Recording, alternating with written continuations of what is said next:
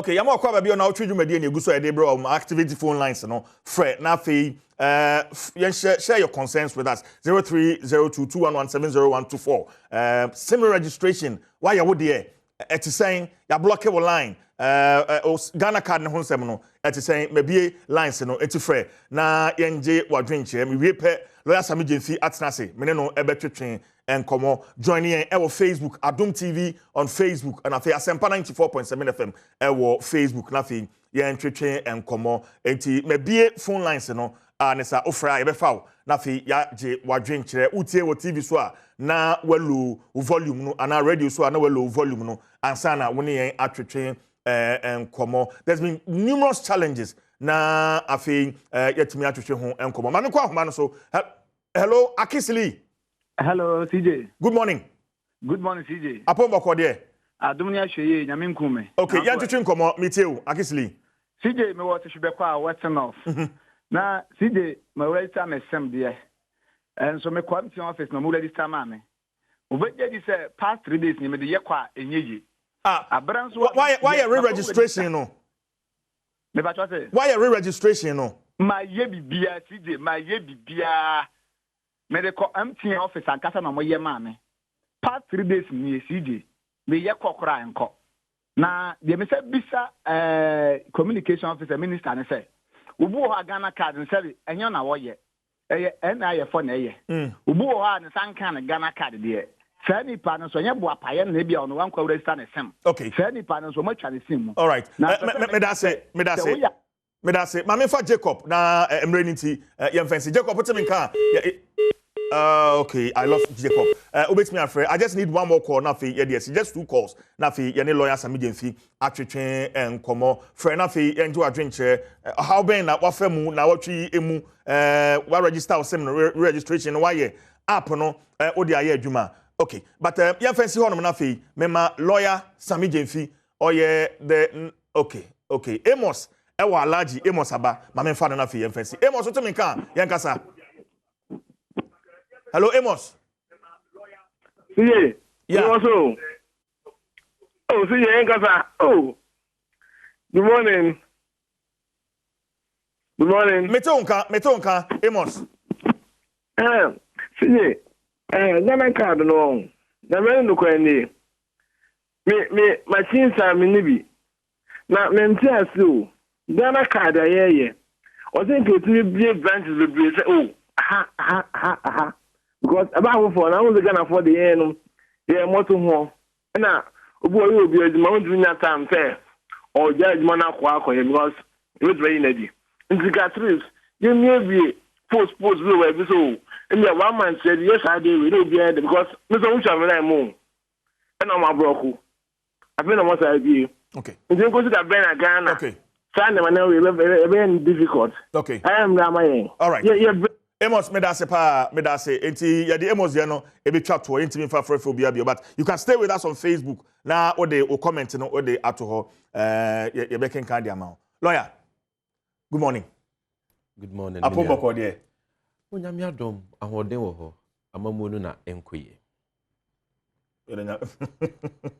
si amamu na enkoye okay okosha America kakra America to say me buy your crache but ice no wom say ice no say there somehow we are airborne New York no Ghana de no gra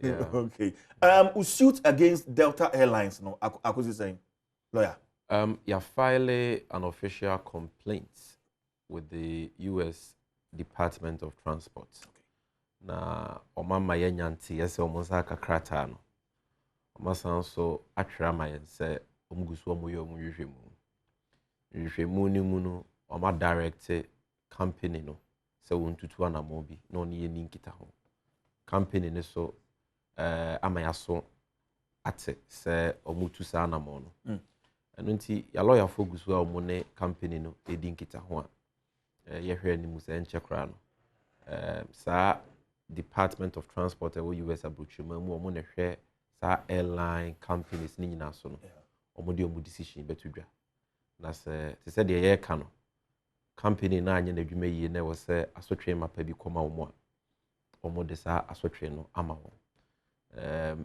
court case I see a file in Ghana no and also your lawyer for di hujuma okay ebia na watwe ye ba besimi be ko na wie no na yetumi a file bibia but the me de e wo anamo yetu ye ni nyina ho ne se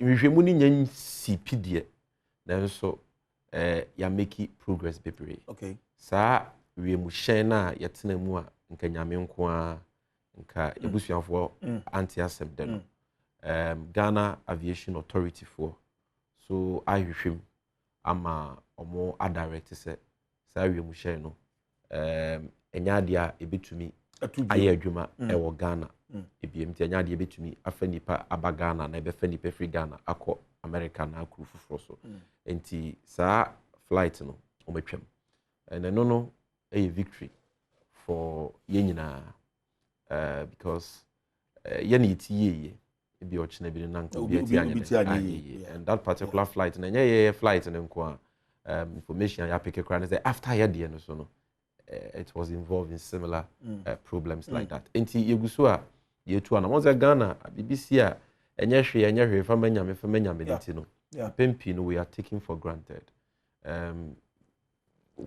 even African countries biswa the delta for ye Ghana no want to mean in Nigeria any other African countries and this time around no we are saying say enough is enough. Ghanaians also deserve better. The treatment are yedema nipa ewo advanced countries biso no yes for the same treatment so Emma Ghana for near before nyina because the same airfares in Ethiopia. Okay. Right. Yamfa no ensi ho. Say owure mu no na meji o manfo adwenche. The issue of Ghana card, SIM card registration, Communications Authority Kasi, Ministry of Communications so Kasi, NIA so amo yes Ghana card no so omo so ejina dia wo ejina. There's been some friction between these three entities. Osha, within this week there how bebre abapa even before we get to the 30th September deadline now. Honorable Minister Esla Usudi Atujano. What's your take, Sammy? Minua, my mentia arefo. Na mentia we be a uti dwumediwe. In fact, me ba na meti nkomo no. Na wotwe so nsense mi start e metieti nkomo ni bebre. Na nyame anim nukure nim asefem pa de ekoso no asefem. Se wo ya Ghana ni abeda asore na ya block wo sem. Untumi fanya ko obi ntimi receive ko ene de keka ho ebi nsi da e wo Ghana bakosem na se wo ye MPP ni ana wo ye Ghana ni na emire bia ye mu bi ka kire wo se aban we eni mamambo omampanyi akufu ado ne akufu bawomia aban we eni tema omonwe oman no ho omommo number na wonte ase a adansi ni. This is the most irresponsible, the most insensitive, the most reckless government we have ever had. Masa, esi den, ena aban se, obi biya uwa SIM card we register dada. Kona sanso ko register ni BM. This time around, you ko register ni dieto so mpiri no. Ghana card nko na fakọ ma yen register na Ghana fo bebre asa santen akọ omo network operators Vodafone MTN na de keka ho akọ register omo SIM card di biem na omo be da sore no 30th September deadline okro enyanso but the ono wedi order directive no so akọ register na SIM card biem no ono so a ya block na SIM masa sem we pa wiasimu ha hefan what is ABS wiasimu ha hefan what is ABS enne bebe wiase kono ye phone ye ekita ye sije enne ye de bibia obi wo ho a na dwuma ebia ni bibia ba wo port ana wo kwakofa ade ana ni sika wo bi ho e wo se oye ko wa block on SIM 2 days ni unim sika ni pa ne behwede obi bibi wako baabi wayera ana bibi ato no akonfo aba no so awudifo aba no so ana oyare ohiamwa ontumi nyeko nipa ni wu a enya wona wakum no nipa bebre so a sa ban we ede sa intentia we adi omo no omo adi mra no so dada ho na me start me dey na free no o chere omo ye re-registration no so if the issue ni say omo nya re-registration ye block omo sim cards dia any omo ye no so we ema ye pefe say aban na ote akonwa so onim de wo ye aban no wa ye confused oh na swafo a ohwe oman no nkita hudie so minister for communications a ono na eye sa ade we no eye dwane a hantan a aye ni movement na wo ye sa because they wo ye no menua ento asu e bra dwane ntiase so obroni beka say it simply doesn't make sense o say ye nkonko register your sim nipa bibiri akwa register o sim why have you blocked their sim cards number 1 number 2 menua omo ntimi re-register enye bebre pen say omo re-register they said there nipa ba kwa ne kasa sisi akan no obi wo ho a Ghana card na wo pebi ni krom kura ne enko ho na ayefo ntimi nko ho enko ye registration obi wo ho a ni kura wote so ye kokko ye registration bi adwuma bi nti na oni around say yes obetumi register for Ghana card I just offer car eba district capital eba NI office eba Ghana card omatwa kwan be ye de wo ho obekoro na lie da wo nya easy officers na wo ho no say I just wait to bribe kwako di lie so saa ontumi register no wakono waba no wakono aba na fide na ba mabu wona wo se Ghana card no eye nhye se nipa bi anya bi eye so but you have to bring the registration centers to the doorstep of the Ghanaian they said ye twetwere din abaya bato nwumani mu voter registration ye koye no empeso bia so every polling station no ada na Ghana card ntumi nya nsa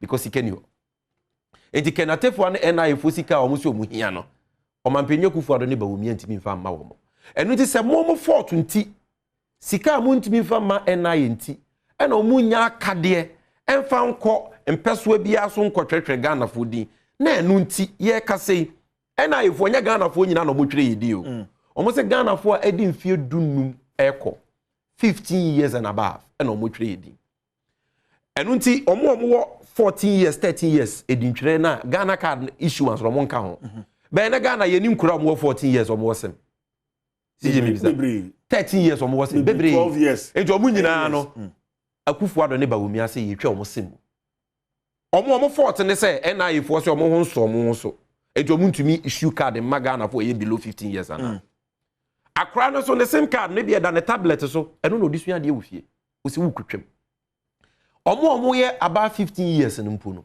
there are 2 million of them who ye ntwere wundin and most of these 2 million people no omo wo pepa so omo be twere ba NI ahoɔden ne sua akade ne nyede ni ho utimi kura salary ko office bi ubekɔ no ye say cars no blank cars no asan ye to be printing ma and then me no ka say districts ni bebre blank cars baby so kura wo ho a cars ni bi wo ho ube register ye say network issues ye ntimi print wo card ma obi so kura wo ho a card no wonya bi but ayra ana date ni information e wo card no so mfumso wo o pese o sachrem enra on radio me activate phone lines obi fry say o ko register and any 3 days but me register the Ghana card no ne nsan kai so o meje in November yes obi so register in July yes say o meje in December ne say be card in December yes. so then now we say nipa we watwa ne sim card mu a nipa bi odidwa okokwan so kofa de watwa ne sim card mu ntimi enye caller na wonye o mambofo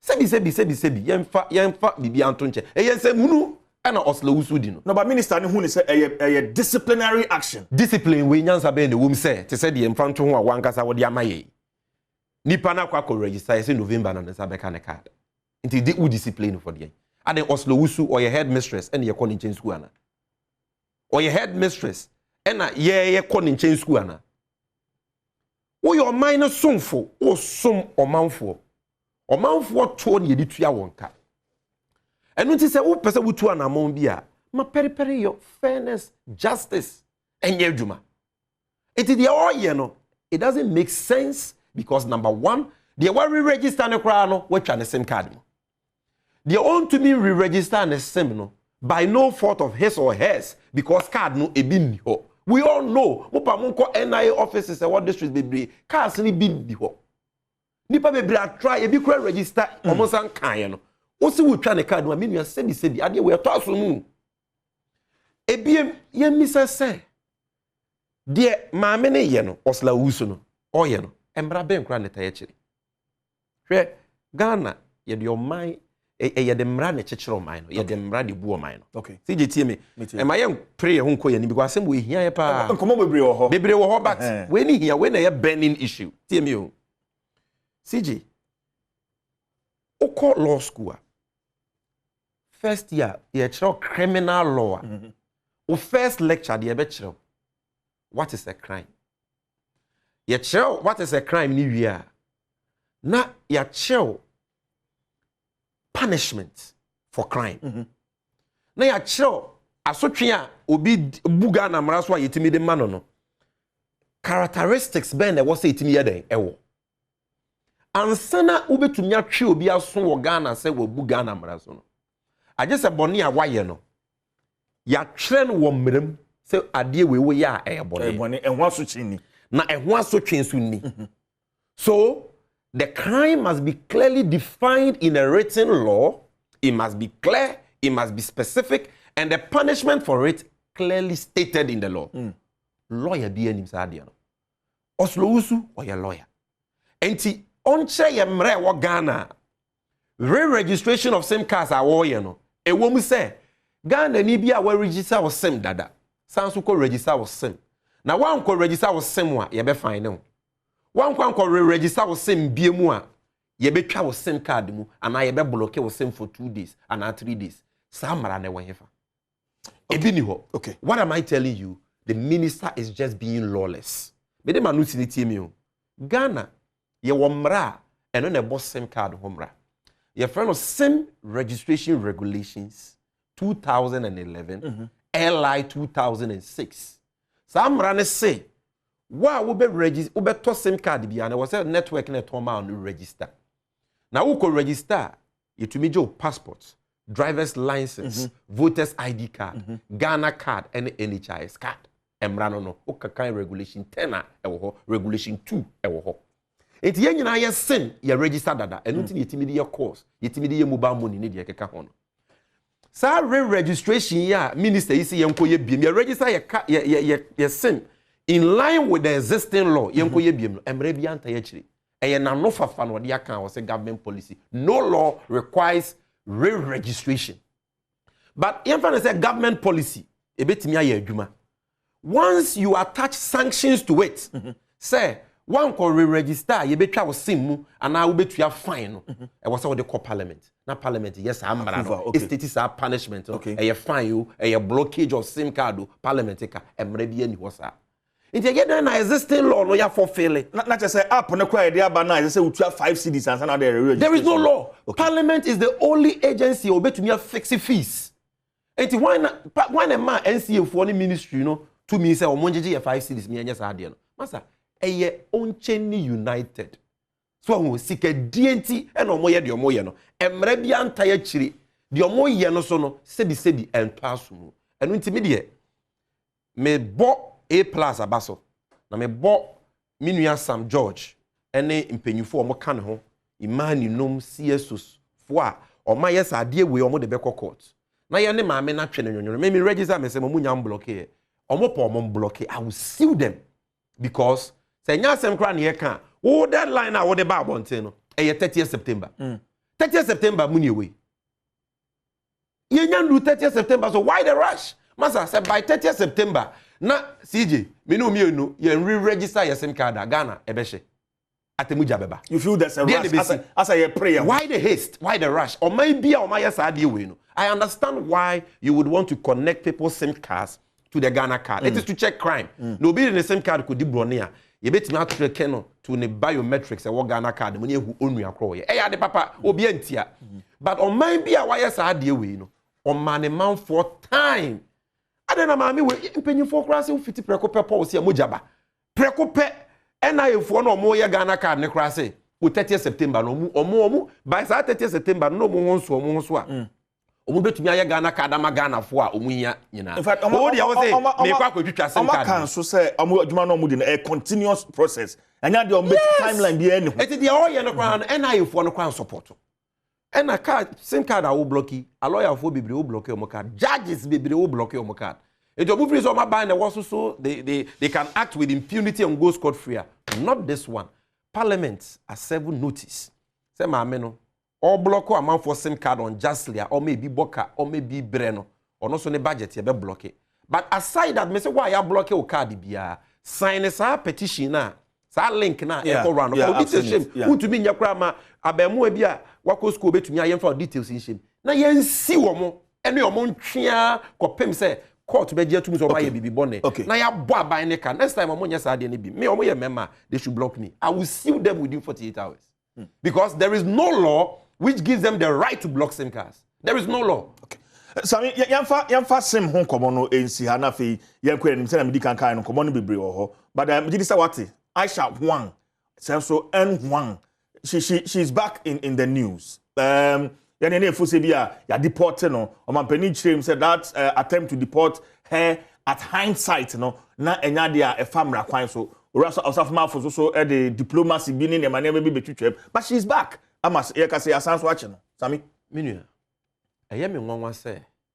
Eye nipa bi nwanwa say. Aisha Huang was so abagana. I am surprised that many people are surprised that Aisha Huang has returned to Ghana. Adom because Trokonkra said you need peduano and one oye day. Ucha. Untimi nua buru na nkudwa panche de wudua na no na wutwa chirema Sammy say wo your mind na impanyifo edi wo nso no omo ma wiase nyina ni nipa bonefo hu se omo mfa omo manfo enkwa ho. They don't care about the lives of their people. Omo mfa oman no nsuo ho, omo mfa oman na kwaye ho, omo mfa oman ne nsase ho. Na de omo de ehia wo mo ani sika die besini eye saa babone na aban ni duaye tu ya wo safo manfo no ho aba no mutwa no because ye wo ministers bebre wo Ghana omu nyina omu panyin pa o mampanyin kufu ado ne fa na adwuma saa mbre no no ye senior minister ya wo safo manfo e ba abonten be ka kire yen se Aisha Huang why Galamsey ase yensuo ya sase nipa bibiri anom cyanide polluted water because of Galamsey aye nsuom enya yare ebi ewuwu anyame adom ye che no a yere ni kogina course yedi na asem osafo ma afo se eye se aban ni twa case ni mu tintuntai se maame no fa ne huni no nko ni kurum China enkoje nani eye because maame no yede ni tumu a enka Ghana fo ye nyamfa so bia wo so. In fact, to quote Honorable Safuma for say, Aisha Huang did not face the full rigors of the law for diplomatic reasons. Oh, the okay and say China, Aisha no free China. Na China for my yisika me dia ya kwan bi. It is say Aisha be say yunsuo, or be say yensa say ya kwaye wa ye Galamsey ni ache na. Ye de ni tumu ade na Ghana fo benya. These are the leaders governing this country. Ti ampampa o mampenye kufuado ma attorney general at the time order. E ma ne file nolly prosecute. The chiri nyina ne say Aisha we di o meyi boni we di yewu a ya che no or ye China ni nti no utimi konukru ye jano. Now when our leaders were condoning criminality in exchange for money, what were we expecting? Because oh she Aisha and people like her kutu passe. Oh, say the Galamsey ni free for all. Oh ye China ni utimi babe. Because ye chew cry ye nyawe. Because China for muma yisika me dia yakwan. This is why we are where we are. Bad leadership. Trokonkran ka se mpanyin bone di o manso a o man ni si apene ebini. Se ne ye right leaders are more dignity, or more respecting the sovereignty of Ghana. And almost say maame wafom, wo ye China ni kura mra ne obedia. And a mammy, ye didn't go to a fiase 20 years. And Cobesan swap a gun, be my baby Galamsey, a baby say you near Zaze. See Jimmy Bisa. Or dance a woman, Cobesan swabba. Tresamre na ye che. Aisha no, Jano. Around the same time, The person who appreciates how wicked and irresponsible and reckless our leaders are. The same time, 2018, Tanzania, China need baby. No body Aisha Huang no you. What Aisha ne friend Galamsey queen. So China need bana no what Tanzania friend Yang Felang. Or also friend Ivory Queen. She was one of the biggest business women in Tanzania. But oye ni genuine business, but no sense smuggle elephant tusk. And he chain around the same time, 2018. Yeah, Jai Aisha saw your China into Uncle Nukum because you piscano. Tanzania ban said, yeah, you crow nedia, Ubi and Son Chelmra. Into we China knew your dear new, Mrana Chewa, Mrani Nubidi. It's a young felang, ye dinasem for smuggling elephant tusk. And a no to a fiancé 15 years. Meno can say what them. It's a better than a young felang at P. Abbas and Swaka smuggle elephant tusk for Tanzania. What would the two countries? Anyhow, different leaders responded to the same facts. So, meanwhile, the problem ni na say, abanye welcome yansui, eye ba wo mi ani o mampenye kufuado.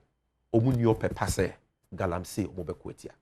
They've never had that genuine political will. The omu ye ni nyina no eye krokro de djon. Oh, and I'm going to operation Galam stop ne investment Galam stop ye operation Vanguard ye no. Peter Mewulan's minister Babonten beka say operation Vanguard for nanka say ye Galamsey. Galam stop ni operation Vanguard ni nyina echi a. Even legal small scale mining na mrama ho kwan se Ghana for tumi ye. Omo de tabo to so ma ban me obi anye 2 years. E she Ghana for mfidie. Ekunkum bi because MPP First Deputy Speaker of Parliament, Joe Osei MP for Bekwai. Ejina simpie so ka say, "Hu se Ghana ni ye Galamsey aboni tuku no." E me ye kunkumbi Eastern region ha. She bi mfidie di bi koto afiase no. Omo ye ni nyina wie ye no. Excavators 500 omo sizi omo anto wani. Gold omo sizi ye. Ewe, ometimi ebu hu akonta. Kennedy Japan omo ankasa omo Central MP mabonte so omo ton ni nyina di. Excavators no Frempong Watian no ye Minister for Environment. Wankoye police case say MPP Central Regional Vice Chairman ekwa wusi. Waton excavators ne dia police for nini bisi ne a police for to one amount. So you feel there are elements within the MPP omo ankasa no omo di omo ba ye so omo ba be ye share fidie ye say ni nyina ne say omo hu say Galamsey sika wo. Be ni say ordinary Ghanaian ntimi ye enya bibidi. Nti omo abeba beje adwuma ni nyina afa. But Sammy, it was a ploy to take over the Galamsey trade. Mase nyanto bo asem eba. Ye ni Ghana ha. Ena presidential staffer Charles Bisiwa. Ono na committee a ba so ku ana omo kutia Galamsey oye omo trek for. One Chamawu ntumi personal assistant and the usu. Anas koye hwehwemu Galamsey fraud documentary. Echi omo on tape omo ji adamu die bribe bundle bubu sika kese se China for nkoye Galamsey.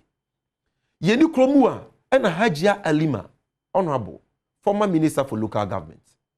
Oba Bonten at a government conference for MMDCs beka say onim aban wemu metropolitan municipal and district chief executives omo ye Galamsey akese no onim mu nyina din besi na utimi didi ne beto Abonten besi ne ye DC bi edi so ye Galamsey ye de ba kokora famra kwanso ye nte Ghana ha ena se John wanya ne ba biko obeka kire nse Galamsey ntokwa no enkusi aga because abamu mpanyufo bibiri ye Galamsey ye nte Ghana ha ena video ba Abonten between MPP omo bano den ya bedi akira wo central region ko awusi ene then minister for environment Frempong Boateng omo di nkomo se omo party hia sika enti excavators omo cheche free Galamsey for bi any even legal small scale miners no omo di amma omo party mpanyufo se omo mfa nko yensuom ni yakwaye enkoye Galamsey nse no because omo party for hia sika sa party hia sika video no hwehwemu be na police for ye fa ho kwan ye yi na di kwan ye de ne famra kwanso masa this is a cabal that has taken over the illicit Galamsey trade but omampenye kufuado ne ba womi ankasa ne da no Sammy, this is a president or the presidency kra ato so talk is cheap what you say obema ope oba to fight Galamsey obema ope oba obetumi kra ka chance obeto helicopter man omampenye kufuado if he said it is for nothing na yato ni din can promise na no de he is the same person you can say to abama no within 18 months obe transform Ghana be to say heaven. One district, one factory, one village, one dam. Yet sika so we come day ne de keka ho ni nyina no e kasa. Ope to me no o gina simple so arrest cast lines scratching you can say Queen Elizabeth when you baby ko. But about action, abrofo say action speak louder than words. And yet the other no aka. It was all the presidency at all line.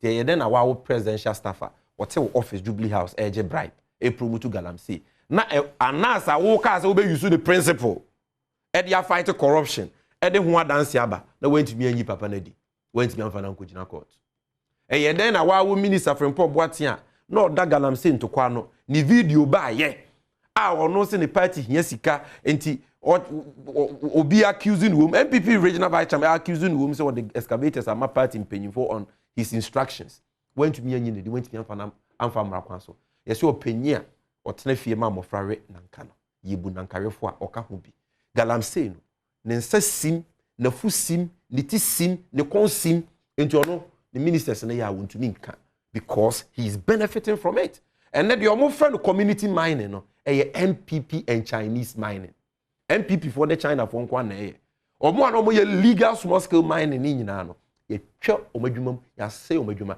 and ya kwa akofa MPP mpanyimfo executives at the regional level constituency and almost wakofa omo from China Aisha ba kromo eko 2 years ni oba or the China for 100 ne be wura krowe na CMC achebe 6 Chinese yes or the more na dia ba no mo chi omo say this one sika no mo je keke enkosi aga ye chi omo say ye be ja omo nyina why don't we wait and see ai omo be see so a omo share ma omo betena konwa so 6 years China ni be no mo de na to prison for doing Galamsey omo be see so a omo share ma Mr. Macho mu say yebo mu henya no mu disikaba na ye gya yo mu nyina no mu nyina ko they will go back and do the Galamsey na nkanya sa ka elembele ye koto se oma ye elembele de no kwa de mare ho ya ye Galamsey na sensuo wo western region nyina ene river pra river nkobra okohwe ani wo western region e ye brown chain milo western region water shortages yi nyina because of Galamsey ensuo ye nkwa nti onipa bia wo sensuo because of ono person mi kumunya nisika ope bia no oye wudi ne was ye treating it like a murderer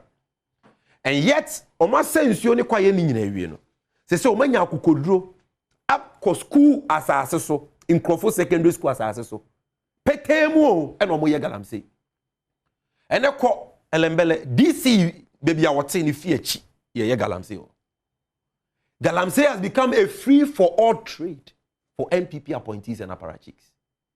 Why? Because Bawumia ni Akufo-Addo no omo de ekoso no they have a share in it. The ekoso, that is why they said omo party here sika. Okay. It is a scheme they have created to finance their party. Nanya sa, is it na Aisha Obia your friend Huang 2018 yes why Galamsey ya che no. Ye di na asem Akufo-Addo se fa hu di na kokrum free. Asem ye twem.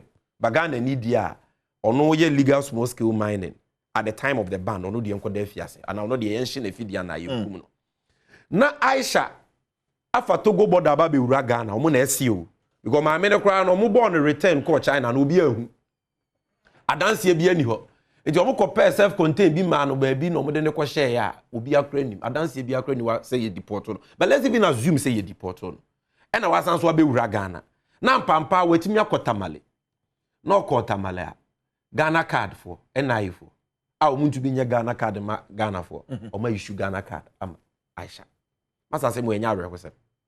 Oba justify say na ma me no we can register Ghana card dada. No be a register for Ghana card dada. Be ya bono ya deport na free Ghana because of boni a wedi no ma animo. Enti ni who information I was say all our agencies must say this person has been deported. Now yeah, even our neighbors in na. And what the metro does. And yeah, then the nipa nitimbe wura kromu ha. Ofa hefa na buy ofa mimutu. Obe wura kromu ha wie ye no. Nya kukoduro call NIA office. Obi an info nyina da internet so. Ufri say on bribe NIA mpenyimfo akobenya kukoduro call NIA office. But according to the release no or your first card e wo Kumasi Nhyai so. Ansa na all tamale. And wa tamale. But I'm checking biometrics and na the same. Etenye kwa na nke beche no. Yeah. Oba asem monye Ghana card ma na mo say. Enye me si omo anka so mo statement mo na yefo asem omo kenyo. Omo say omo hu say amami waye Ghana card da na ne di ode ye ne ye hoa en ene se ho na no ne ya che because hoa en eno ne ye deport okokro ena ye mramu kura no se wo register Ghana card na wo san so ka so ko register bi mu a double registration your offense ye flag ya wo card ne kura no mienu ni nyina ye freeze ye ma ba akokora aje se ya investigate awie enti ye de na Aisha de wo Ghana card 2014 waba oso okoye foforo ya chemo say we register Ghana card da ne biometrics for system ni mu okay ye bisa na o say omo se o kan say wasesa ne din ene ye say enkrata di adanse say wasesa odin we o say minibi omo say okay but when you can register that details biometric bibia wa system nti ma ye yen san so issue card for Samsung farmer. Does this make sense when you are even supposed to flag that double registration and even put you can say freeze it and investigate now the amount why because omone de Aisha na bakurum ha Galamsey Aisha yes say yensuo nyina no munya ho percentage either than that is it then na watch China ni now we say the mami we why ye masa rosewood da mami we wa twa no bokrom a small girl millions of dollars now see ye jaw kokrom because ye pisika sir and yes say there you have given an open invitation to nipa bonefo a omoye Galamsey nyina China fo nyina se momra ye che mokra ye nyem hwe because Aisha ye che no ya anya ne hwe so that is why ye make any progress and I think say Ghana was here sorry we cannot wait till 2024 by 2024 masa na yensuo no asa it's Ghana and when we revolve Ghana for yenya dan masa when we river pra hwebrem nsuo ni nyina say yo CJ ye mo fransuo be no mo be no and so this is about our own lives. Water is life. So if your water bodies as a country is being destroyed like this this is the time I was here the party semton check MPP for Okra must lead this fight. Omo benefited from Galamsey ekoso. Na ye nyina ye sorry boom. Ye ne nananom atena konwa. Ye ne mpanyifo wo man nim. Na ye ka kro man panyi se. Ye ni tumi se ade na ye betumi ade akoatia. Ye control soldier, ye control police. Wona soldier shewase, wona police shewase. Wona ya ma usika se fakulty Galamsey. Wo ba ye was spending millions of cedis on this fight. Ye nwhwe. Enu nti either those in charge of the fight resign and now woman penye kufuado wa they will presidency atoso one kasa you resign and yes idea stop the Galamsey na ma ensuo na ani so nya de ente Sammy the Sri Lanka fo aye no aman bebre aya o ma so Boris Johnson enye maboni se ya na o ya o man no sorry tia na wa resign okay if we don't hold our leaders accountable they will continue to take us for Sammy count resignation asem NIE for omoma maame no Ghana card immigration for ebia womo so omo hwe se maame ne se ofa wuram no buy so ofa wiem so ofa nsuo so no buy right down to the presidency says yes obi resign here who should resign Sammy Gyamfi the NIA officer who issued that Ghana card to Aisha Huang immigration officer no what border at the time Aisha be wuramu am yare han mani wura o man mpanyufo a omoda Galamsey ekona no a omagya ma China fo ene MPP mpanyufo eye Galamsey ewusuku asase so wo elembele eye Galamsey wonsuom ofen pra brim ankobra ma sensuo emu regional ministers because a western regional minister oni DC e wo elembele wo sake yi omadi Ashanti regional minister Central Regional Minister. Because what you mean, you're regional minister, you are the head of RECSEC. Now, when I also pay, ye Galamsey will sue. Oh, sorry, I'm not passing coach, go to my debia, who is going to mean your bibia. Abra, Asra for the police if what a was our regime moving in Ashawase. Not just a more dada, a crocodile the John, and a moye. More the man on a cassa more quaint yadiana, but you are not willing to do it. And DC, an original minister, be a who said Galamsey, air cost war origin, be and I will see you with it. But that can only happen if you have a responsible president who cares about the nation, our water bodies, our environment, and who is committed to the fight against Galamsey. I don't think President Akufo-Addo in the BDHD or Rebel Wumia are committed to the fight. And so if they are not acting, we should be calling on them to resign. Galamsey nkwaa enough reason for us to call for the president and the vice president to resign. And don't tell me it's not possible. It's not possible because Ghana for and America say UK, Yama Boris Johnson resign. Sri Lanka de na amfa kwan paso because oye ni basabasa ye bi bam. But we can learn some lessons from that. It shows you the power of the citizens. We don't know the danger you're walking into. Because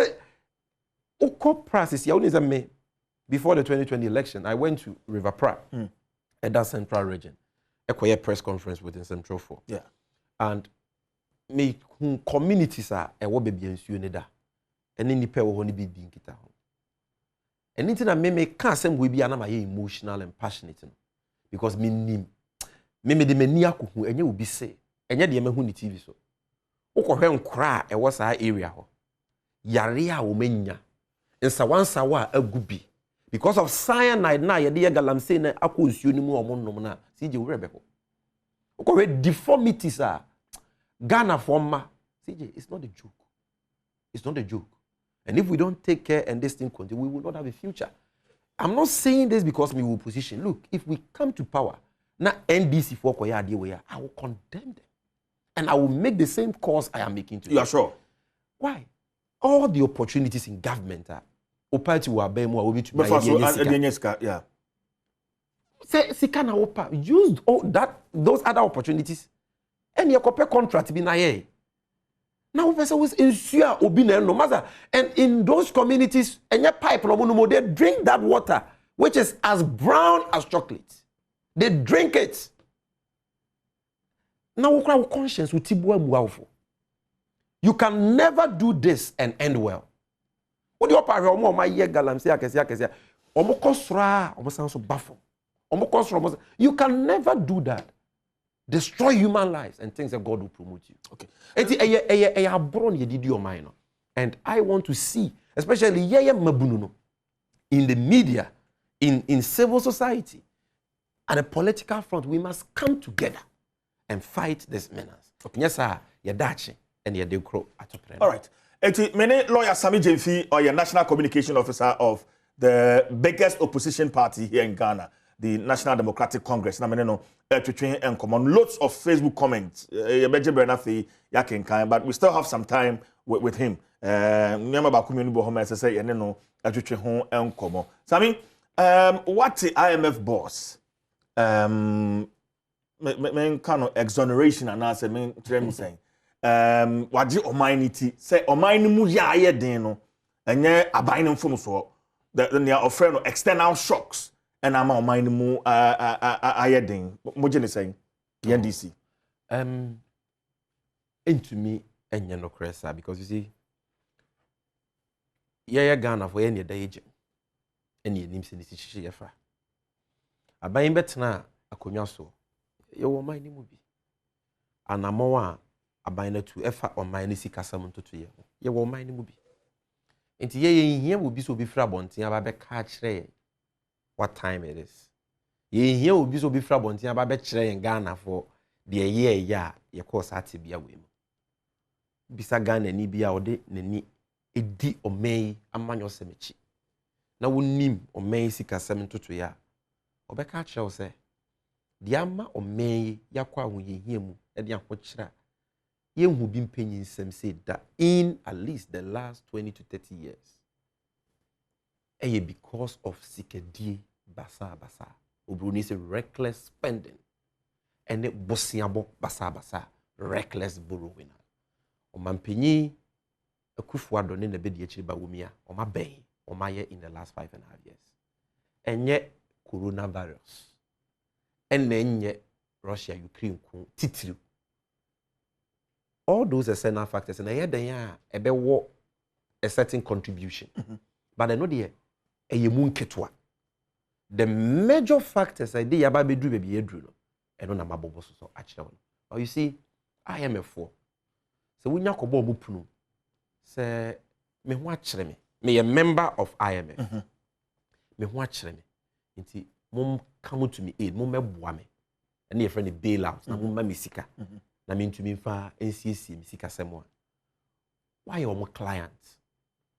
enti enya de a omo betumi aka bibi boni bi afa osikasem ho enya saa aye se doctor obi yare a waba ne nchense doctor mamiedru na Sammy yare na doctor no speaking negative things about you we kuhwe nipa one more brain sorry awaren sasa kidney nyina say doctor bene be say they are trained ethically not to do that aye se me ameti lawyer obi kokum nipa kura na odwane bra me wono say lawyer makokum nipa boamia ya training mu school say de wakum nipa kura na rise e was on so nya lawyer e man representing na you prove the guilt beyond reasonable doubt and now one plead guilty and he said me too ni for say wonko plead guilty kra me so de agina me na so court na match my lord say we boni onye bi da or your first offender the man na boni no kra na provocation obi na jeje na ne bufu ye oh me plead justification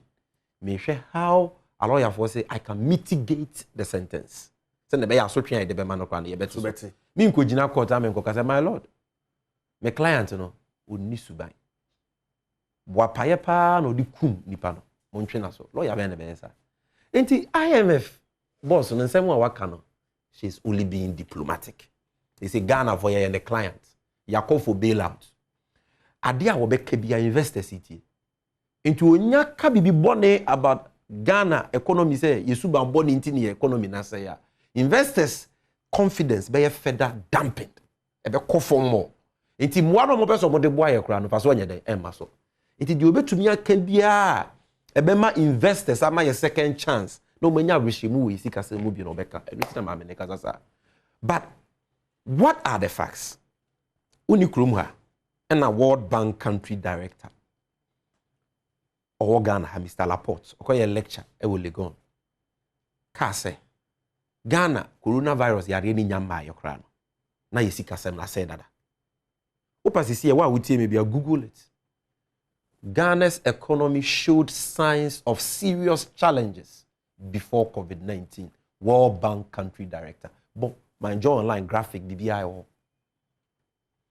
Masa, COVID in Yamayan. COVID about March 2020. 12 March. 12 March. They recorded the first two cases. Yeah. Pacho. Na ye hotoye. COVID in Yamayan na adwuma wukrongwe. COVID in Yamayan na ye to a oton a na ye to. Na ye hotoye. Masa okay say COVID-19 bae. Omanpenye Kufuor the first address our ye fellow Ghanaians address no ye. Okay say what direct minister for finance say on pay $100 million emrani emfa nkonto kwa no. Okay say $100 million no finance minister we nya. Okobo obusia from World Bank. World Bank my $35 million first. And almost also my $65 million. And so ye to be nya $100 million no. And yes I need one person why they kwa fight it COVID-19. What does that tell you? We were already broke before COVID. And if you check the facts now, clear before COVID 2019, now you see, you know, in young one depreciated by 12.9%, almost 13%. Emma, a buying a crowd contain 19 member committees of the entire CDA day. A depreciated, sir. Okay, frankly, could you mean a committee case and buying a quarter? So the CD was already depreciated. COVID nimpo buyer na businessmen need to mean kwanso kesen kofa nyama no it reduce the demand for dollars it no crown a man see the year then enya hoden kakra so you realize that in 2020 the depreciation was around 4%, yes. Far lower than the depreciation even before COVID nyama no this government was not living within its means. They were not spending responsibly. Me the bet kasa mu a onipa bia no say amount to ma 1 yard ntimi fa compam kaftan ana agbada CJ shirt ibi na bia betumi hide e dey apam depending on your size. Enti we want to yes, we want to na we dey apam atare. Ba ban we no answer na COVID ebeba kra no na sikadie no edoso chain revenue na ba yes. The government talks about responsible borrowing, responsible I know the na e brofo akese. What are the facts? 2018 budget deficit 7.5%. Yes. 2019 budget deficit 7%. And you want to question say Fiscal Responsibility Act. Yes. Ombe discipline. Enya dia omo deficit be bro 5%. Na je say ye nim say as on man afene be ko na wie ye no. Na sika ye di expenditure no aburu sika ba ye nsem revenue so. But ye man enko more than 5% of sika ewo economy ni mu nyina, which is what is called the GDP. But we there, even before COVID, no mark was 7.5. So they were already being reckless. What's the point I'm trying to say? Me too. Before COVID, na Ghana yeka every 120 billion as at December 2016, na do 225 billion as at March 2020. Almost 105 billion naka Ghana account. Na debt to GDP. What the yeka eto to sike wo o mine economy ni nyina mu a. Na free 56% Mahama Abreso 2016. Now Baba be do 65%. We were already in the danger zone, heading into the mortuary before COVID. And World Bank country director, Waka. The facts are clear. What's the point I'm trying to say? And until COVID no ebe expose you yesika sebna na said that no sound so say no cry. That is what happened. And a COVID year ye can once me. When you say na do neba wumia aban edenenka ensesa. I was saying komokra no omo de nyame asese COVID-19 by and in a certain context na make no. Don't get me wrong. Because COVID inti aban we nya sika aban bia Ghana bakose mu nya bida. COVID inti aban we nya more than 30 billion cedis, over $5 billion. IMF for 2020 to 2021 kesika on de ma yebo mu a $2 billion.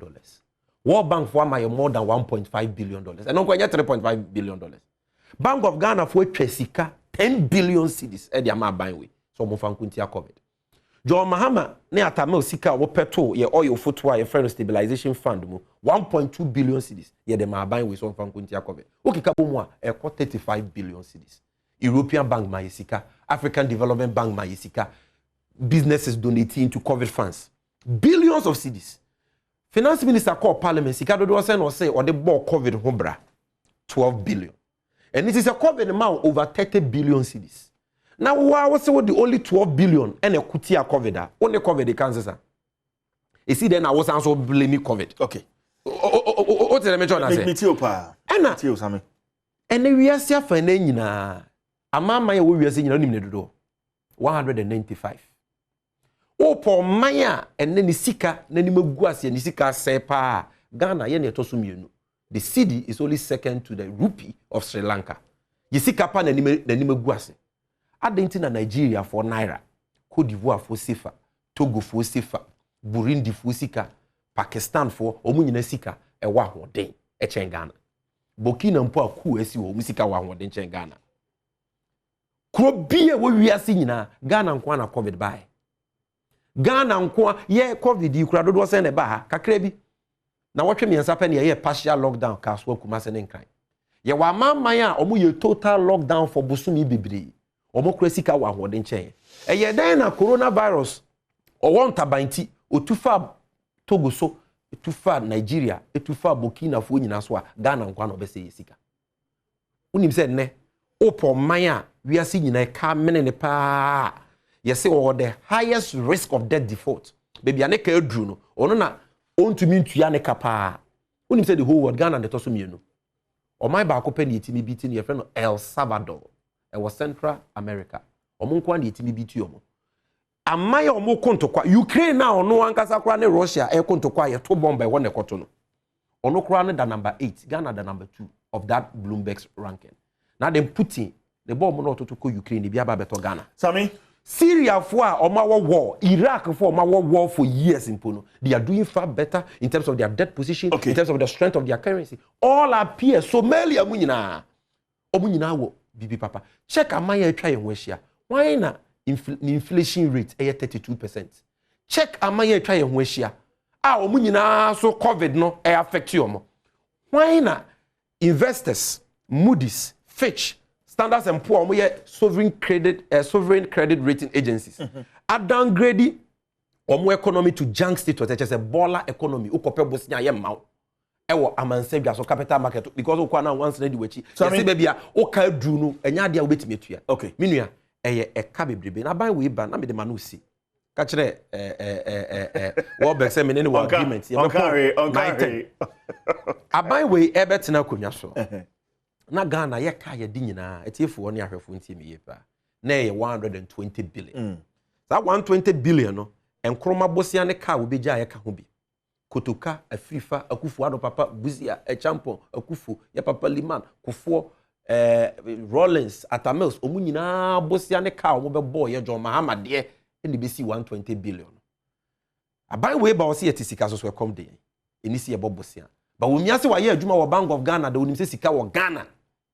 Ye misa se nne hefa na Ghana ka edu. 400 billion. Enu ti ene ka ne yentimi ntua. Mamenda wase. Ena omu ntumi nkyere de omu di sika no so aye den. Aye. Eye sa sika die basa bosia bo bebrebe no. Ena ama e ka mene ya. Ena investors nyina ye den. Eyi omu sika akwa. Ama dollar na ekosoro. Is a dollar twem 10 Ghana cedis. Diesel gallon na ye 14 Ghana no. Say etwem 62 61 Ghana cedis. Me that's it. Me manu see just 1 minute. And a cement bag. Near 27 Ghana Mahama abreso. And etwem they say and I'm 72 Ghana cedis e won cry. Other regions are far higher than that. What am I telling you? I'm buying a deal from Okay. And they must take responsibility for their failings and stop giving flimsy excuses. Because they're not there. All right. Ghana need be anywhere. Lawyer Sammy Gyamfi, a national communication officer for the NDC. And I know atwetwe and komono. Ye betwe ho sima na fe yaba and komo e ho no so ye de aba beto also. But there are a few of your Facebook comments here mama and can maybe since Safa or say, so what if we do the Galamsey ourselves in good manner? Can't we live without loans because foreigners are enjoying and the citizens are suffering? Why? Mavis in Safwa Bisa Kweku Shaibu also on Facebook or say Chairman Sammy, keep the fire burning because Ghanaians are suffering, especially Sefi cocoa farmers. Mami Chabi Ramidi, the Chief Jerry Force and Meba and Komo Hona, what you do,